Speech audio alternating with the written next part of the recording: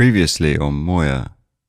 Mark Breyer, the first victim. His fiancée was Tracy Shielding. You best start taking notes on people's names if you're to start asking questions around the residential district. And what about him? Robbie Milton. His parents both work up at the local ministry office. They're good people, but they take the brunt of the backlash against reassignment refusals for the most part. Take a look at the obituaries in there. Sector I-42 Miller, Peter Breyer, passed away unexpectedly and found on the pathway leading up to the mill on the morning of Saturday the 28th.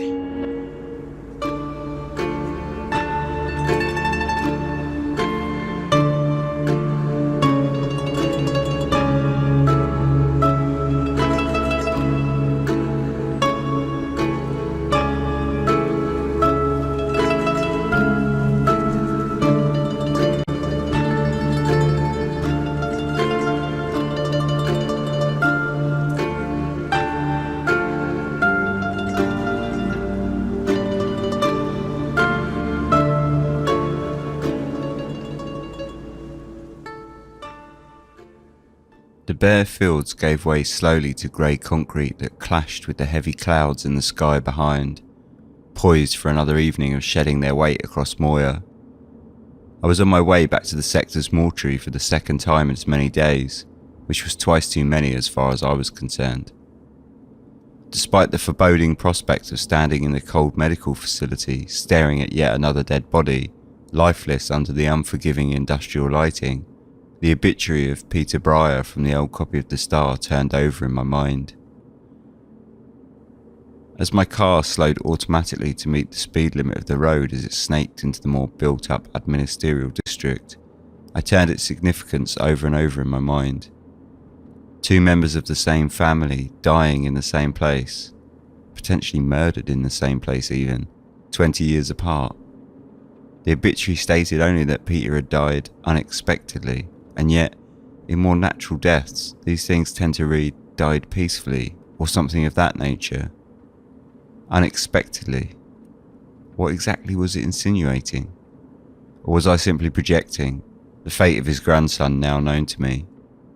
Either way, it seemed an important detail that I intended to address with the doctor after we were done with Robbie Milton. My car pulled up next to Dr. Pallardi's old Sonnet estate, the dark charcoal metallic of the paintwork twisting the reflection of the tired-looking machine as I slammed the door shut. I could remember when the Sonnet represented everything you could aim for when you grew up. Owning a Sonnet meant working for the ministry, and working for the ministry meant you had been rewarded as a model Moyan citizen. But now, looking at the old thing, produced as it was during the height of the Black Decade, it all felt slightly absurd. Still, each of us all, James. Good afternoon, Doctor. Each of us all. Dr. Pallardi was sitting at a desk in the homely office environment of his clinic.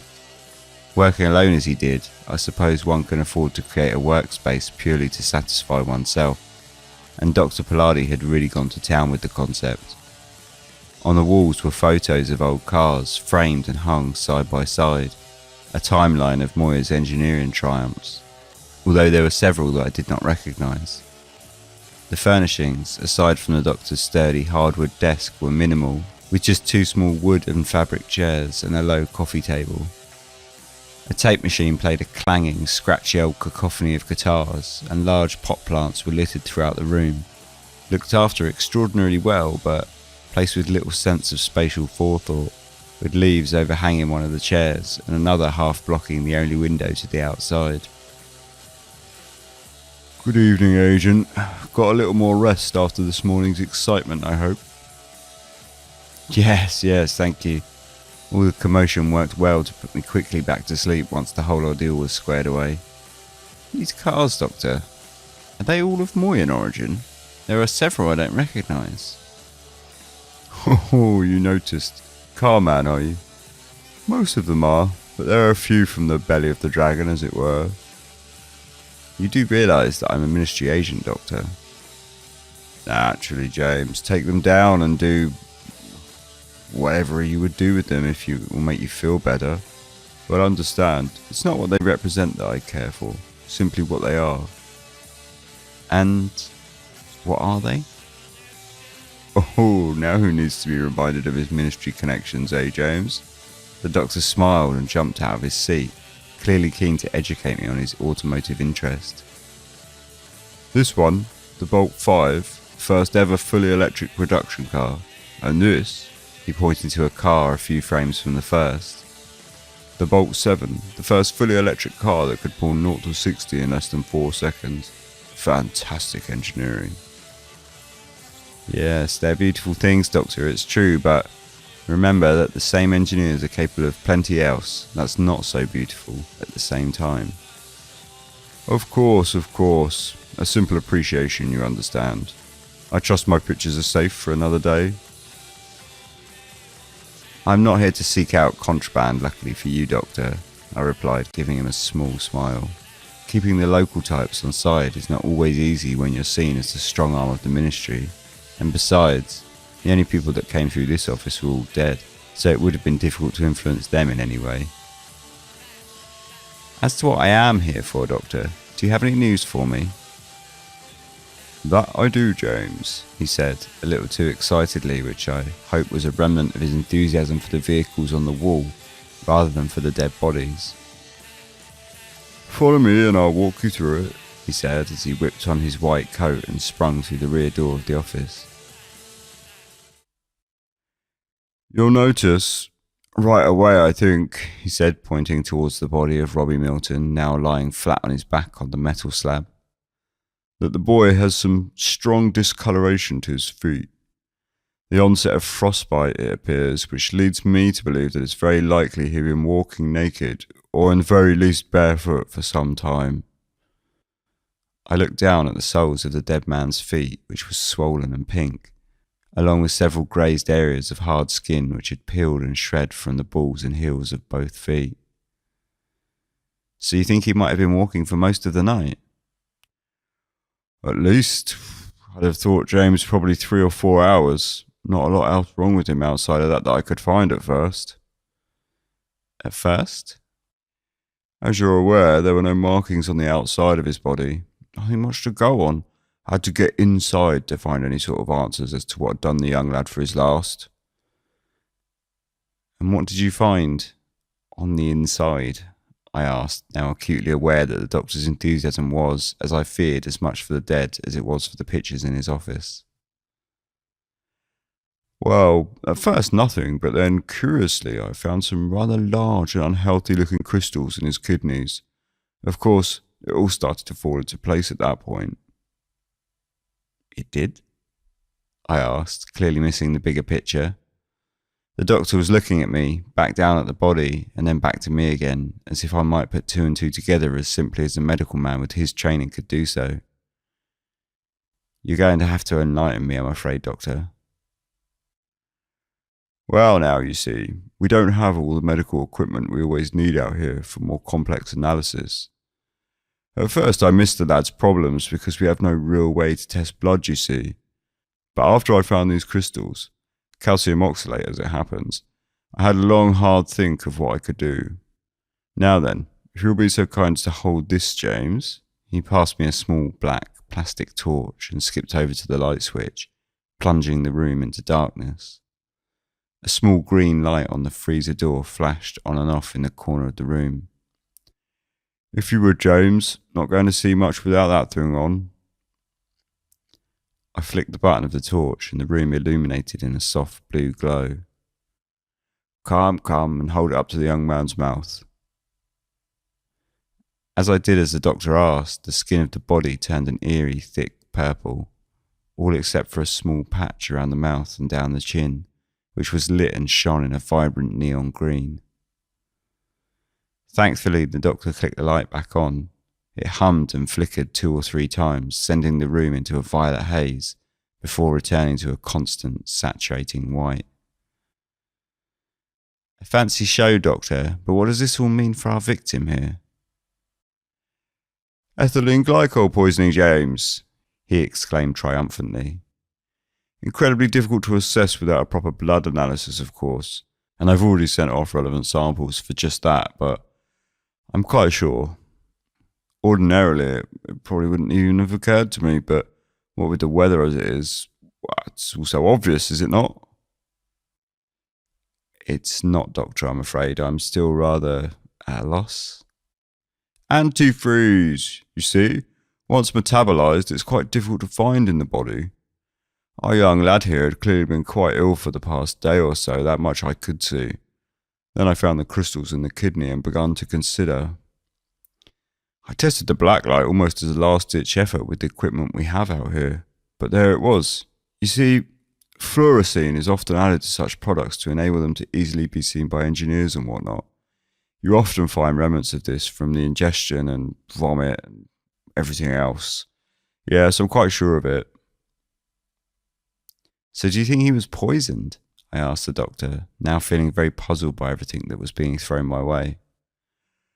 Poisoned or suicide, or could even have just been a young man looking for a good time, though that does seem unlikely, can't tell. But I'd bet everything I have that the young lad ingested a quantity of antifreeze sometime in the past 12 to 24 hours. Symptoms, I'm afraid, would have been quite painful. And worse for us, they usually involve a level of confusion and poor mental state, meaning we can't be sure whether or not he stripped his clothes off himself, and furthermore to that, whether or not he was specifically wanting to get to your door, or his body just happened to give up on him right outside and you were simply the lucky receiver of quite a surprise. So you think he would have been quite on another planet for the whole thing? Well, symptoms vary wildly, I'm afraid, but I would have thought that at least for a time he would have been very confused and panicked young man, yes. And do you think that might have hampered his navigational ability? Let's say, for example, he was looking to find me, or another specifically? Oh, yes, I would have thought so. I'd very much doubt whether that level of cognitive ability would have remained. I see. Thanks, Doctor. If you don't mind, can we take this back to your office if there's nothing else? The doctor looked at me quizzically, apparently completely unaware that not everyone shared the same enthusiasm for the cold, minimalist facilities intended for storing those dead that need for little. I left the doctor's office with plenty of answers, but feeling more confused than before I'd entered. Just this morning, the sergeant had told me of how people in the outer sectors were very unlikely to break rules, a notion that I know to be naive in the extreme from my own experiences, and yet, even outside of the smaller events of political and social misdemeanours that may go on, we were now looking at what seemed to be 3 murders in very quick succession. Was the sergeant simply obtuse in his outlook towards I-42, or suffering from some kind of blissful denial? On top of this, I was unable to eke out any further information concerning Peter Briers' death on account of the doctor having been reassigned to the sector in more recent years.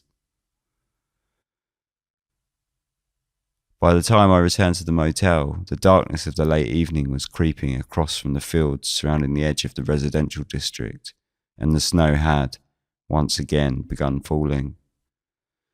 I decided to park up and walk the 2 blocks over to see Alfred and see if he had any more information concerning Peter. He had, after all, seen plenty of names come and go, as he put it himself. Good evening, James. Each of us all. Can't say I'm surprised to see you, though. Finally picked up on the old Briar link, did you? I must thank you, Alfred, for committing to test my investigational abilities, but yes, I did. Do you have a moment to talk tonight? Always have a moment, James. Of course. Come in. Make yourself at home. I'll get us something warm to drink. Once again, I sat down in the small, cosy lounge, littered with objects spanning generations, and listened to the wood crackling in the fire. The warm room was threatening to put me to sleep when Alfred returned with 2 cups of the usual grass tea of his. Here you are. I assume you want to know about Peter, do you? Well, it's funny, that one. I had it in the back of my mind ever since I found poor old Mark and his lady friend the other morning. Like I say, it wasn't until I dug out the old paper, though, that I put the 2 together like that. Did you know Peter? I asked as he sat down, sinking into the cushioned armchair. I knew of him. Wouldn't say I knew him. Wouldn't say many knew him, to be honest. I used to see him all the time, what with the path to the mill just being down the way. He kept himself to himself, he did. Very straight man he was. Never involved in any of the trading that went on round here, and he never went out of his way to step out of line. He'd be up at that mill day in and day out. The paper said he died unexpectedly. Do you remember how that happened at all? I don't, I'm afraid, James. I remember people were a bit concerned what with him being the miller and everything, but the hard times were coming to an end at last, and people were not dependent on that horrible bread he made up there. Still, it did cause a bit of a stir. I can't say as I remember the details though, and I couldn't find anything in any of the papers I've heard from around that time. I've already checked, see. Are you sure that you aren't ready for a job in the ministry, Alfred? Not me, James. Not my cup of tea over in the Big Five, thanks. Give me the fields and trees of the outer sectors any day. Not much grass tea to be had over in O1. Do you think the mill itself might be involved in all of this somehow, Alfred? Have you ever seen anyone walking up there since it's closed down? I can't say I have, James, no. How would that be involved then? I really don't know, to be honest, Alfred, I said, rubbing my face in my hands. I might just pop up there in a moment and take a look for myself. What? Tonight? I wouldn't do that with this weather, James. I told you before of the witch in the forest. I gave him a comical look and shrugged. Of course it's just stories, but I'd leave it until tomorrow, James, if I were you. Witch or not, it's a dark and eerie looking old place at night. It wouldn't be practical at this hour. Leave it till tomorrow morning if I was you. He stood up and walked over to a small wood and glass cabinet on the wall and sat back down, holding out a small flask he had retrieved from one of the shelves. Here, you look tired. Pop this in your tea. Alfred handed me the small black and silver flask and nodded at the cup in my hands. Just a little tipple before bedtime never hurt, did it? Another of Alfred's minor misdemeanours that he so confidently flouted. I had to admit, though, I was exhausted after the long day since finding Robbie Milton's body outside the motel room this morning. I screwed the cap off and poured a small amount into the grass tea and took a small sip. It was sweet and carried a subtle numbing aniseed in the aftertaste, but not unpleasant. Another one of your herbal concoctions, Alfred? You might say that, James, you might say that. Anyway, I've not seen anyone up at the old mill. I haven't seen anything going on up there at all in a long time. People just don't have reason to go up there. I always reckoned that's why it's always so good for me foraging. I drained the rest of the grass tea and stood to make my exit. As I got to my feet, the room made a sharp turn upwards and my head span as a heavy, drowsy nausea flushed over me. It looks like you best get yourself to bed, James. You look exhausted. I think you might be right, Alfred. It's been a while since I've drank anything quite like that. Perhaps it's stronger than I might have realised. I don't doubt that at all, James. I see myself out, Alfred, but thanks for everything. Each of us all. Each of us all, James. As I opened the motel room door, I felt I could barely hold myself up any longer. I collapsed back onto the bed with a heavy sigh and closed my eyes. Today, I thought to myself, it's been a very long day indeed. The ticking clock on the wall tick-tocked like a metronome for the singing that echoed from the walls of the small box room. Open your eyes, James. I don't think I can. What happened to you, James? Do you ever think about me? Every day. Every single day.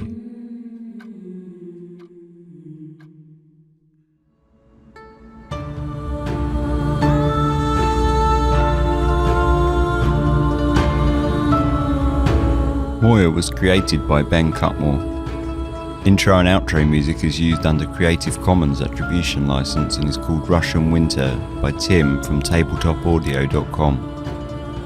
You can help support the show by heading over to patreon.com/Moya podcast, and as thanks you gain access to a private Discord server, as well as early access to episodes and all that other good stuff. Thanks for listening.